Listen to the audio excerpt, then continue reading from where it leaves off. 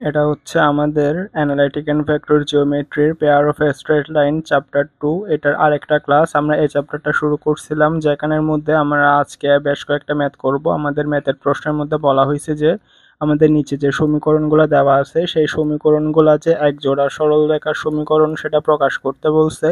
ওই সরল রেখার সমীকরণ, তারপরে হচ্ছে ছেদবিন্দু এবং অন্তর্গত কোণ নির্ণয় করতে বলছে। এগুলো হচ্ছে একই নিয়মের ম্যাথ। তাহলে আমাদের তিনটা ম্যাথ দেওয়া দেওয়া আছে। আমাদের যে সমীকরণগুলো দেওয়া আছে সেগুলো হচ্ছে দ্বিঘাত সমীকরণ। আমরা জানি দ্বিঘাত সমীকরণকে ভাঙলে সেখান থেকে দুটা সমীকরণ পাওয়া যায়। তাহলে আমাদের ওই দুটা সমীকরণ বের করতে বলছে, তারপরে এই সমীকরণ দুইটা ছেদবিন্দু বের করতে বলছে, আর হচ্ছে অন্তর্গত কোণ নির্ণয় করতে বলছে। আর আমাদের যে দ্বিঘাত সমীকরণটা দেওয়া আছে সেটা এক জোড়া সরল রেখার সমীকরণ প্রকাশ করে সেটা দেখাতে বলছে। আমরা জানি কোনো একটা দ্বিঘাত সমীকরণ তখনই সরল রেখার সমীকরণ প্রকাশ করে যখন ডেলের মান 0 হয়। তাহলে আমরা তিনোটা ম্যাথের ক্ষেত্রেই একই রকম কাজ করব। প্রথমে যে সমীকরণটা দেওয়া আছে সেটা লিখব, লেখার পরে সাধারণ দ্বিঘাত সমীকরণের সাথে তুলনা করে A B C F G H এর মান বের করব। তারপরে সেগুলা ডেলের যে সূত্র আছে সেই সূত্রের মধ্যে বসাবো। বসানোর পর আমরা দেখব ডেলের মান 0 আসছে। যেহেতু ডেলের মান 0 আসছে ওই জন্য যে সমীকরণগুলো দেওয়া আছে দ্বিঘাত সমীকরণ সেগুলা এক জোড়া সরলরেখার সমীকরণ প্রকাশ করবে। এটাই হচ্ছে শর্ত, যে ডেলের মান যদি 0 আসে তাহলে সেই সমীকরণটা এক জোড়া সরলরেখার সমীকরণ প্রকাশ করবে। তারপরে সমীকরণগুলো বের করতে বলছে, ছেদবিন্দু আর অন্তর্গত কোণ নির্ণয় করতে বলছে। তাহলে এখানে চারটা সূত্র ইউজ হবে। ছেদবিন্দু নির্ণয়ের একটা সূত্র আছে, তারপরে হচ্ছে সরলরেখার সমীকরণ নির্ণয়ের একটা সূত্র আছে, অন্তর্গত কোণ নির্ণয়ের একটা সূত্র আছে, আর হচ্ছে এক জোড়া সরলরেখা প্রকাশ করে যে সেটা নির্ণয়ের জন্য ডেলের একটা সূত্র আছে। আমরা যদি এই চারটা সূত্র মুখস্থ রাখতে পারি তাহলে এরকম রিলেটেড যে কোনো ম্যাথই আমরা সহজে করে ফেলতে পারবো।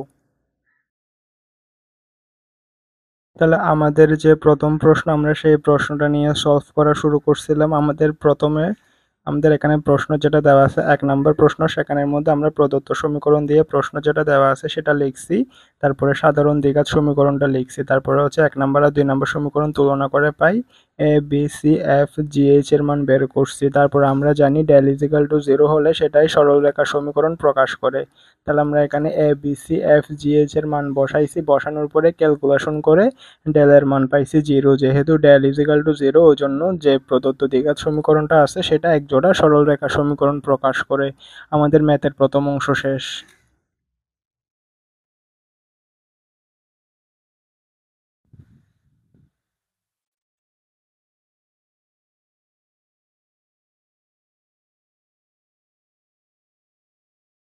তো আমরা যেহেতু ডেল ইজিক্যাল টু 0 পাইছিলাম ওই জন্য আমরা বলতে পারি যে এটা একটা সরলরেখা সমীকরণ নির্ণয় করে নির্দেশ করে। তো সরলরেখা সমীকরণের পরে আমাদের ওই দ্বিঘাত সমীকরণটা যে দুটা সমীকরণ দ্বারা গঠিত সেই দুটা সমীকরণ বের করতে বলছে। তাহলে আমরা বের করার জন্য আমাদের প্রথম যেটা 1 নম্বর সমীকরণ সেটা আমরা এখানে লিখছি। লেখার পরে আমরা A x square plus B x plus C, এটা হচ্ছে আমাদের ঠিক যে 1 নম্বর সমীকরণ দেওয়া ছিল সেটাকে আমরা A x square plus B x plus C এই আকারে নিয়ে আসছি। আসার পরে 1 আর 2 নম্বর সমীকরণ তুলনা করে এ বি সি এর মান বের করছিলাম। বের করার পরে আমরা একটা সূত্র জানি, ওটা হচ্ছে এক্স সমান minus b plus minus root over b square minus 4ac/2a। সেখানে আমরা এ বি সি এর মানগুলো বসাইছি। বসানোর পরে ক্যালকুলেশন করছি। ক্যালকুলেশন করার পরে আমরা এখানে প্লাস মাইনাসের দুইটা মান মান পাইছি। তাহলে আমরা একবার প্লাস নিয়ে একবার মাইনাসের মান নিয়ে ক্যালকুলেশন করছি। ক্যালকুলেশন করার পরে আমাদের যে 1 নম্বর সমীকরণটা ছিল সেই 1 নম্বর সমীকরণটা যে দুইটা সমীকরণ দ্বারা গঠিত সেগুলো আমরা পাইছি। আমরা জানি কোন একটা দ্বিঘাত সমীকরণকে ভাঙলে দুইটা দুইটা সমীকরণ পাওয়া যায়। সেই দুইটা সমীকরণ হচ্ছে এই দুইটা।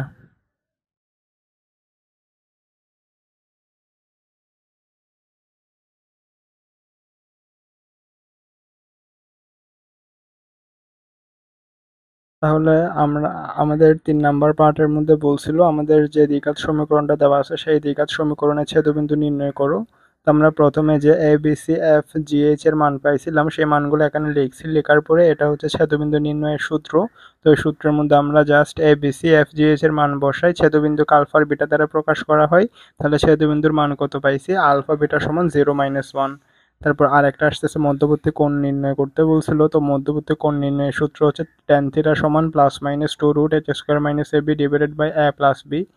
আপাতত প্লাস মাইনাসটাকে বাদ দিয়েছি, বাদ দেওয়ার পরে এখানে এইচ এ আর বি এর মান যেগুলো বসাইছি, বসানোর পরে থিটা আমাদের মধ্যবর্তী কোণ অর্থাৎ থিটার মান বের করতে বলছিল, তাহলে থিটা সমান tan−1 - 3, এটা হচ্ছে অ্যান্সার। তাহলে আমরা যদি এখন প্রশ্নের দিকে খেয়াল করি, আমরা প্রশ্নের মধ্যে দেখতে পাচ্ছি যে আমাদেরকে যে 4টা প্রশ্ন দেওয়া হয়েছে একটা ম্যাথের মধ্যে, সেই 4টা প্রশ্নই আমরা সলভ করছি। আমাদেরকে প্রথমে বলছিল যে দ্বিঘাত সমীকরণগুলো দেওয়া আছে সেগুলা যে এক জোড়া সরল রেখা সমীকরণ প্রকাশ করে, প্রথমে সেটা দেখাতে বলছিল। তারপরে ওই ওই দ্বিঘাত সমীকরণটা যে দুইটা সমীকরণ দ্বারা গঠিত সেগুলা ছেদবিন্দু আর অন্তর্গত কোণ। আমরা প্রথমে দেখাইছি যে এই দ্বিঘাত সমীকরণটা যে একটা মূলবিন্দুগামী সরলরেখা প্রকাশ করে সেটা আমরা দেখাইছি, কারণ ডেল ইকুয়াল টু 0 হলে সেটা সরলরেখা সমীকরণ প্রকাশ করবে। তাহলে আমরা ডেলের মান বের করছিলাম, ডেলের মান বের করে আমরা যেহেতু ডেল ইকুয়াল টু 0 পাইছি, ওই জন্য এটা সরলরেখা সমীকরণ সরলরেখা সমীকরণ প্রকাশ করার পরে আমাদের বলছিল সেই দুটো সমীকরণ নির্ণয় করো। আমরা যে 1 নম্বর সমীকরণটা দেওয়া আছে সেটাকে ax² + bx + c সেই আকারে আনছি, আনার পরে এই দুটো তুলনা করে a b c এর মান বের করছিলাম। বের করার পরে জাস্ট সূত্রের মধ্যে বসাই দিয়ে মানগুলা বসাই ক্যালকুলেশন করে প্লাস মাইনাসের দুইটা মান পাইছি, একবার প্লাস আর একবার মাইনাস নিয়ে আমরা যে দুইটা রেখা বের করতে বলছিল সেই দুটো রেখা বের করে দেখাই দিছি, একটা এটা আর একটা এটা। তারপরে এটা হচ্ছে ছেদবিন্দু আলফা বিটা সমান 0 - 1 আর মধ্যবর্তী কোণ থিটা সমান tan−1 - 3। শুধু কোনো কিছু করার দরকার নেই, যে 4টা সূত্র, যে ডেলের একটা সূত্র আছে ওই ডেলের সূত্রটা দিয়ে আমরা ডেলের মান 0 পাইছি, তাহলে এটা একটা এক জোড়া সরল রেখার সমীকরণ নির্দেশ করে। তারপরে এখানে যে দুইটা সমীকরণ নির্ণয় করতে বলছিল ওই দুইটা সমীকরণ নির্ণয়ের যে সূত্রটা আছে ওই সূত্রটা মুখস্থ রাখতে হবে। আর এখানে ছেদবিন্দু নির্ণয়ের ক্ষেত্রে ছেদবিন্দুর সূত্র এটা, আর হচ্ছে মধ্যবর্তী কোণ নির্ণয়ের সূত্র এটা, এগুলা মুখস্থ রাখলে ম্যাথ হয়ে যাবে। তাহলে আমাদের বাকি যে দুইটা ম্যাথ আছে ওই দুইটা ম্যাথও একই রকম নিয়মে আমি ওই দুইটা ম্যাথ থেকে একটা ম্যাথ করাই দিব, বাকিটা আপনারা নিজেরা করবেন। এটা হচ্ছে আমাদের 3 নাম্বার ম্যাথটা। আমরা প্রথমে 1 নাম্বার ম্যাথ করাইছিলাম, তারপরে এখন 3 নাম্বারটা করাই দিচ্ছি, মাঝখানে 2 নাম্বারটা একই নিয়মের, ওটা আপনারা করবেন।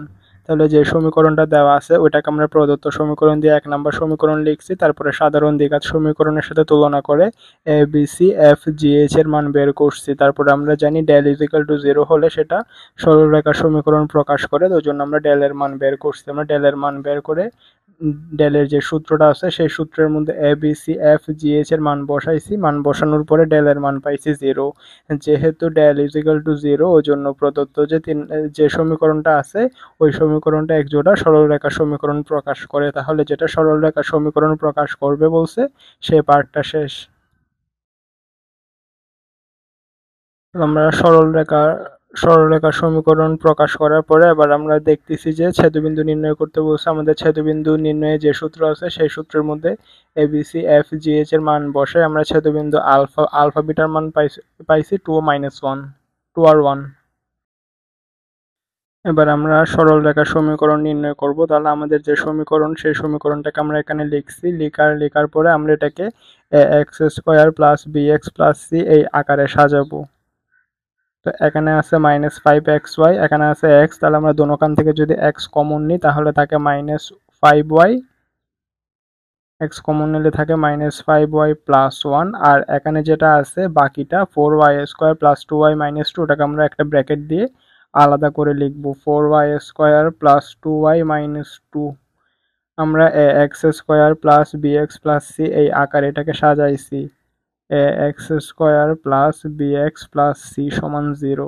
তাহলে আমরা এই আকারে যদি সাজাই তাহলে এখানে x² আর x² বাদ গেলে এর সহগ কত 1, এখানে কোনো কিছু নাই মানে 1 আছে, আর x আর x বাদ গেলে b সমান হচ্ছে এটা আর c সমান হচ্ছে এটা পুরাটা। তাহলে আমরা জানি x সমান -b ± √b² - 4ac/2a। আবার এখানের মধ্যে a b c এর মান বসাই ক্যালকুলেশন করে দিলেই অ্যান্সার চলে আসবে।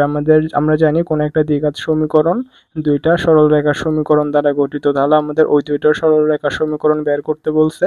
আমরা এখানে এ বি সি এর মান বসাই দিয়ে ক্যালকুলেশন করলেই সরলরেখার সমীকরণ দুটো পেয়ে যাব।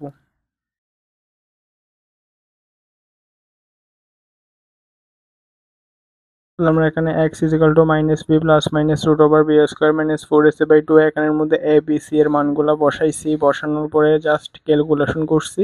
ক্যালকুলেশন করার পর এখানে প্লাস মাইনাস দিয়ে দুইটা মান আসছে, তাহলে আমরা একবার প্লাসেরটা নিয়ে ক্যালকুলেশন করছি আর একবার মাইনাসেরটা নিয়ে ক্যালকুলেশন করছি। তাহলে আমাদেরকে যে দ্বিঘাত সমীকরণটা দেওয়া ছিল সেটা যে দুইটা সমীকরণ দ্বারা গঠিত সেই দুইটা সমীকরণ বের করতে বলছে। তাহলে একটা সমীকরণ হচ্ছে এইটা আর একটা সমীকরণ হচ্ছে এটা। আমি এখানে একটু হিসাবে একটু ভুল করছিলাম, যার ফলে প্রথমে বক্সের ভিতরেরটাকে বলছিলাম অ্যান্সার, তবে এখানে বক্সের ভিতরে যে দুইটা আছে সেগুলোকে দেখতেছি দোনোটাকে 2 দিয়ে ভাগ যাচ্ছে। তাহলে আমরা এখান থেকে 2 কমন নিছি, এখান থেকে 2 কমন নিছি। তাহলে আমাদের যে দুইটা সমীকরণ বলছে সেই দুইটা সমীকরণ হচ্ছে একটা এটা আর একটা হচ্ছে এটা। এই দুটো হচ্ছে আমাদের ম্যাথের অ্যান্সার। এখন মধ্যবর্তী কোণ নির্ণয় করতে হবে। তাহলে আমাদের যে মধ্যবর্তী কোণ নির্ণয়, আমি মধ্যবর্তী কোণটা আর অন্যদিকে দেখাই না, এদিকে জায়গা আছে এদিক দিয়ে দেখাই দিয়েছি। আমরা জানি মধ্যবর্তী কোণ নির্ণয়ের সূত্র হচ্ছে tan থিটা সমান plus minus 2 root h square minus a b divided by a plus b। তাহলে আমরা আপাতত প্লাস মাইনাসটাকে বাদ রাখি।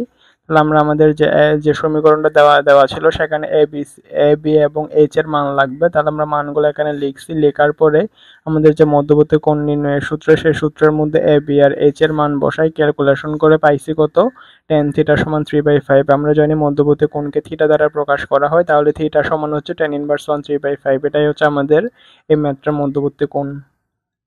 অর্থাৎ আমরা আমাদের যে দ্বিঘাত সমীকরণটা দেওয়া ছিল সেই দ্বিঘাত সমীকরণটাকে ভেঙে আমরা যে দুইটা সমীকরণ পাইছিলাম ওই দুইটা সমীকরণের মধ্যবর্তী কোণ কত, মধ্যবর্তী কোণের মান হচ্ছে এটা। তাহলে আমাদের আজকের ক্লাসটা এখানেই শেষ। যে এখানের মধ্যে আমাদের এখানের মধ্যে আমাদের এখানে 3টা দ্বিঘাত সমীকরণ দিছিল, সমীকরণ দিয়ে 3টা প্রশ্নের ক্ষেত্রে একই রকম প্রশ্ন আছে 4টা করে, যেখানের মধ্যে বলছে এই সমীকরণগুলা যে এক জোড়া সরলরেখা সমীকরণ প্রকাশ করে সেটা দেখাতে বলছে। তারপরে একটা দ্বিঘাত সমীকরণ যে দুইটা সমীকরণ দ্বারা গঠিত সেই দুইটা সমীকরণ দেখাতে বলছে, এদের ছেদবিন্দু আর মধ্যবর্তী কোণ বের করতে বলছে। 3টা ম্যাথ যেহেতু একই রকম নিয়ম, ওজন্য আমরা 1 নাম্বার আর 3 নাম্বারটা করছি, 2 নাম্বারটা আপনারা নিজেরা বুঝে করে নিয়েন।